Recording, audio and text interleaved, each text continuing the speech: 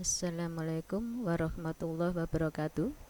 Anak-anak, sekarang kita sudah sampai materi sifat grafik fungsi kuadrat, yaitu Y sama dengan AX kuadrat ditambah BX ditambah C. Jadi persamaan grafiknya adalah Y sama dengan AX kuadrat ditambah BX ditambah C. Sebelum kita mulai pembelajaran, marilah kita berdoa menurut keyakinan kita masing-masing supaya pembelajaran kita kali ini bermanfaat bagi kita semuanya. Amin. Berdoa mulai. Selesai. Kita awali dengan membahas tugas yang lalu. Bismillah. Ini tugas yang lalu, di mana posisi Kartika. Posisi Kartika ini titik potong dengan sumbu X. Berarti kita cari titik potong dengan sumbu X, yaitu X, 0 kan. Berarti Y-nya diganti 0 atau Fx-nya diganti dengan 0. Berarti ini negatif X kuadrat ditambah X ditambah 12 sama dengan 0. Langkah berikutnya, ini kita faktorkan seperti yang lalu. Faktornya adalah negatif X ditambah 4 kali X ditambah 3 sama dengan 0. Maka negatif X ditambah 4 sama dengan 0 atau X ditambah 3 sama dengan 0. Berarti kalau negatif X ditambah 4 sama dengan 0, maka X sama dengan 4. X ditambah 3 sama dengan 0, berarti X sama dengan negatif 3. Maka ada dua titik potong dengan sumbu X, yaitu X-nya 4, Y-nya tetap 0. X-nya negatif 3, Y-nya tetap 0. Berarti titik potongnya adalah 4,0 dan yang satunya lagi adalah negatif 3,0. Karena posisi Kartika ini di sebelah kiri sumbu Y, maka yang kita pakai adalah negatif. Berarti posisi Kartika adalah negatif 3,0. Ya, inilah jawabannya anak-anak. Paham ya? Kita lanjutkan mengenai sifat fungsi kuadrat. Ya, siapkan catatan kalian. Kita akan mengamati grafik fungsinya atau persamaan grafiknya adalah Y sama dengan AX kuadrat ditambah BX ditambah C. Yang kita amati nanti adalah nilai A kurang dari 0, bagaimana grafiknya. Kalau kurang dari 0 berarti A atau koefisien X kuadrat ini bilangan negatif, apa yang terjadi. Kemudian A lebih dari 0. Kalau A ini lebih dari 0 berarti bilangan positif, apa yang terjadi dengan grafik nanti. Nomor 3 mengenai diskriminan. Diskriminan itu sama dengan B kuadrat dikurangi 4 kali A kali C. Apabila hasilnya ini atau diskriminan ini kurang dari 0 berarti negatif kan. Nanti apa yang terjadi dengan grafik. Begitu juga apabila diskriminannya lebih dari 0 atau positif, bagaimana dengan grafiknya nanti. Dan apabila diskriminan sama dengan 0, bagaimana kedudukan grafiknya nanti. Ya, kita selidiki satu persatu nanti. Dan untuk yang keempat, ini menyelidiki tentang C. C adalah konstanta. Perhatikan. Apabila konstantanya lebih dari 0 berarti C-nya positif, apa yang terjadi dengan grafik. Apabila C-nya sama dengan 0, apa yang terjadi dengan grafik. Kemudian apabila C kurang dari 0, apa yang terjadi dengan grafik. Ya, ini saya mencoba menggunakan Excel anak-anak. Nanti kalian gambar sendiri pada buku berpeta ya. Ya, kita selidiki satu persatu. Untuk nomor 1 dan nomor 2 dulu. Apabila A kurang dari 0, berarti A negatif. Apa yang terjadi dengan grafiknya? Apabila nilai A lebih dari 0, grafik akan terbuka kemana? Jadi ini hanya menyelidiki terbuka kemana, ke atas atau ke bawah.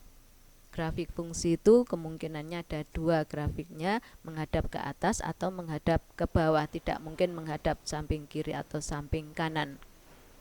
Sekarang A-nya kurang dari 0. Ini A-nya ya, koefisien X kuadrat. Kurang dari 0 berarti bilangan negatif. Saya ganti misalnya negatif 2. Apa yang terjadi? Nah, ini kan. Kalau saya ganti positif, misalnya positif 3, apa yang terjadi? Nah, kalian bisa mengambil kesimpulan kan? Jika A kurang dari 0 atau negatif, maka grafik akan selalu terbuka ke kemana? Ini misalnya negatif 3 ya, berarti terbuka ke bawah. Kalau A-nya lebih dari 0 berarti A-nya positif. Kita kembalikan lagi. Kalau ini misalnya positif 4. Nah, grafiknya menghadap ke atas. Maka nomor 1 dan nomor 2 sudah terjawab. Nomor 3, diskriminan. Jika diskriminan kurang dari 0 berarti diskriminannya negatif. Apa yang terjadi? Bagaimana kedudukan grafik terhadap sumbu X? Apa yang terjadi dengan sumbu X? Saya ulangi, jika diskriminan kurang dari 0 berarti negatif. Bagaimana kedudukan grafik terhadap sumbu X? Kamu amati grafiknya terhadap sumbu X apabila diskriminannya negatif. Ini diskriminannya negatif. Nah, ini misalnya lagi, ini saya ganti dengan 2, ini saya ganti dengan 3, kemudian C-nya saya ganti dengan 2. Ini diskriminannya negatif 7 ya. Apa yang terjadi? Bagaimana kedudukan grafik terhadap sumbu X? Misalnya lagi, ini saya ganti dengan 1, saya ganti dengan 2, C-nya saya ganti dengan 0. Ini diskriminannya 4 ya, yang negatif. Kalau ini misalnya negatif 2 ya, negatif 2, kemudian ini B-nya saya ganti 3, C-nya saya ganti negatif 2 ya, diskriminannya negatif 7 lagi. Apa yang terjadi dengan grafik terhadap sumbu X ya? Ternyata tidak memotong sumbu X ya, ini tidak memotong sumbu X. Misalnya lagi, A-nya saya ganti dengan 2, B-nya tetap 3, C-nya saya ganti dengan 5 ya, diskriminannya negatif 31. Ini grafik tidak memotong sumbu X. Oke, kita lanjutkan untuk yang C. Bagaimana kalau diskriminannya 0? Bagaimana kedudukan grafik terhadap sumbu X? Diskriminan 0. Misalnya B-nya saya ganti dengan 4, C-nya saya ganti dengan 2. Nah, diskriminannya 0. Bagaimana grafik dengan sumbu X? Ini akan memotong sumbu X pada satu tempat atau menyinggung sumbu X. Misalnya lagi, kita buktikan lagi. Misalnya ini 1, A-nya 1. Kemudian B-nya saya ganti dengan 2, C-nya saya ganti dengan 1. Maka diskriminannya 0. Ya, tetap memotong sumbu X pada satu tempat atau menyinggung sumbu X.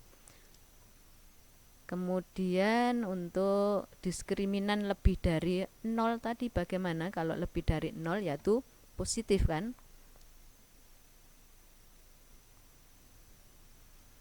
Misalnya 1, kemudian ini 5, C-nya 3. Nah, memotong sumbu X di dua tempat. Kalau D-nya 0 tadi bagaimana? Kalau D-nya sama dengan 0 tadi, memotong apa tidak? Masih ingat anak-anak? Kalau diskriminannya kurang dari 0, saya ulangi lagi, kalau kurang dari 0 tadi, misalnya 2, kemudian B-nya 3, C-nya 2.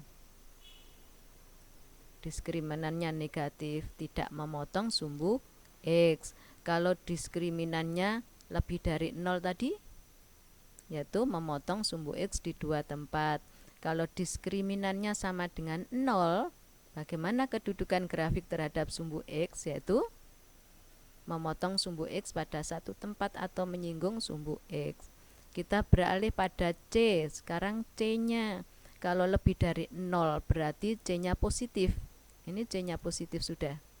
Misalnya saya ganti dengan 8, C-nya positif.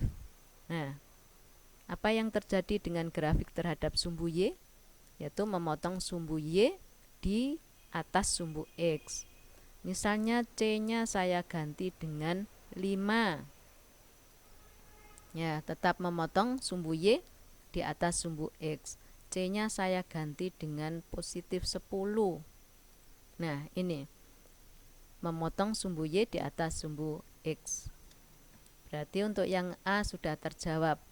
Apa yang terjadi dengan grafik terhadap sumbu Y apabila C lebih dari 0, yaitu memotong sumbu Y di atas sumbu X. Sekarang kalau C-nya sama dengan 0, C ini sama dengan 0. Nah, seperti ini. Apa yang terjadi dengan grafik terhadap sumbu Y, yaitu memotong sumbu Y pada koordinat 0,0 atau memotong pusat sumbu, ya, titik potongnya pada pusat sumbu, yaitu perpotongan sumbu X dan sumbu Y. Untuk yang terakhir C kurang dari 0, apa yang terjadi dengan grafik terhadap sumbu Y? C-nya ini kurang dari 0, berarti negatif. Saya ganti negatif 5 misalnya. Nah, ini ternyata grafik memotong sumbu Y di bawah sumbu X. Saya ganti lagi, misalnya negatif 10. Grafik memotong sumbu Y di bawah sumbu X. Ya, itulah anak-anak. Kita kembali lagi.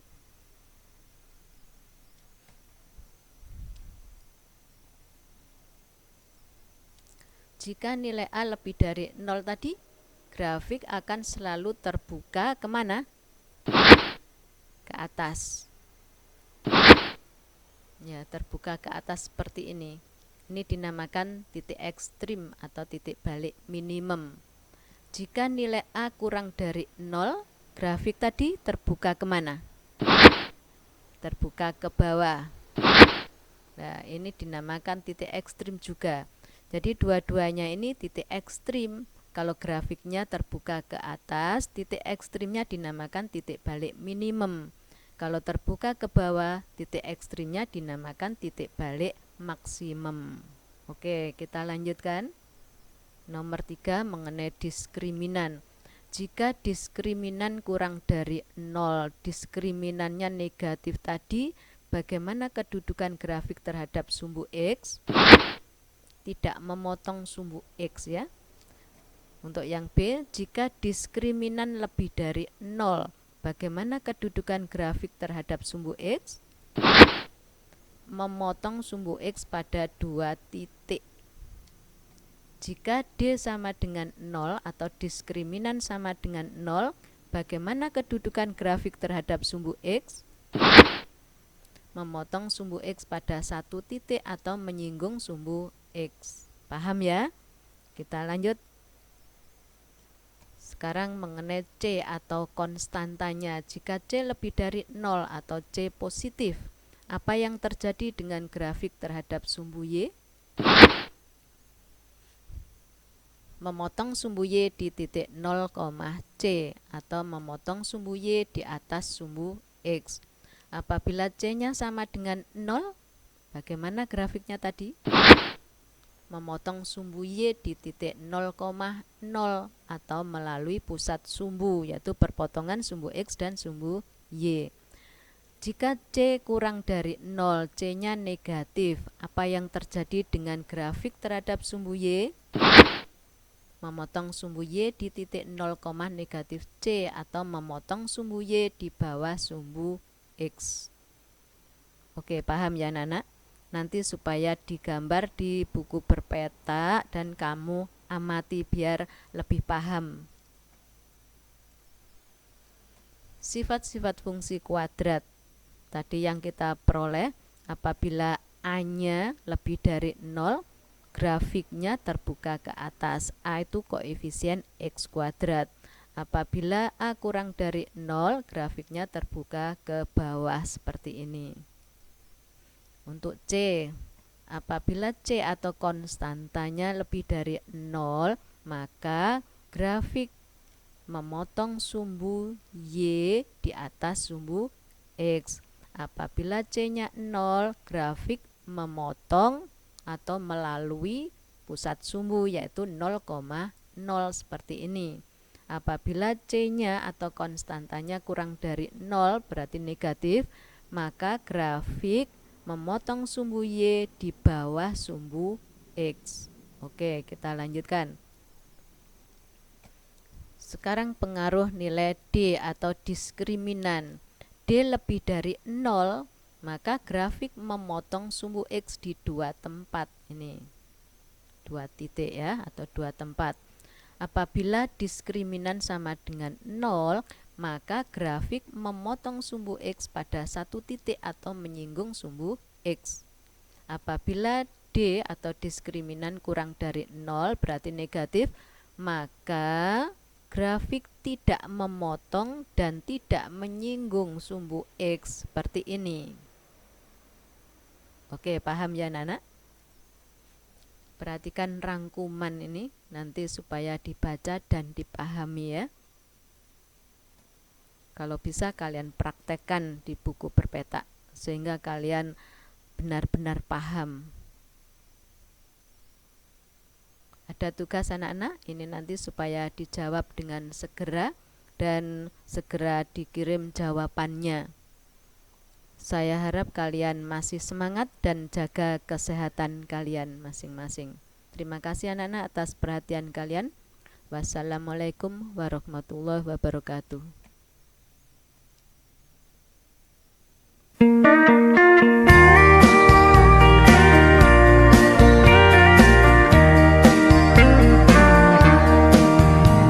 He got he red and wrinkled, scared and crying,